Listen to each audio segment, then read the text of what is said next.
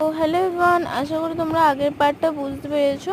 তো এটা হচ্ছে সেকেন্ড পার্ট। তো আমি আর কিছু ইন্ট্রো দিচ্ছি না, তো সোজাসুজি আমি চ্যাপ্টারের যেটা এতটা অবধি আমি বলে দিয়েছিলাম আগের ভিডিওতে, তো আমি তারপরে এর পরের পার্টটা আমি তোমাদের বলছি।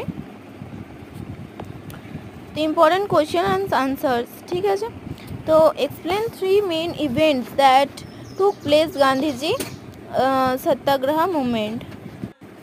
তো অ্যান্সার হচ্ছে the 3 main events took place under satyagraha movement were follows: Champaran satyagraha 1917, Kheda 1918, mill worker support 1918। আচ্ছা, এগুলো আমি ডেসক্রিপটিভভাবে বলে দিয়েছি। সেটা হচ্ছে আমার এই আগের ভিডিওটাতেও বলেছি, আবার যেটা আমি প্রথম যে ভিডিওটা বানিয়েছিলাম চ্যাপ্টার 2 এর, ওতেও বলা আছে। তো তোমরা যারা যারা দেখোনি তারা অবশ্যই দেখে নিও, তোমাদের বুঝতে অনেক সুবিধা হবে। আর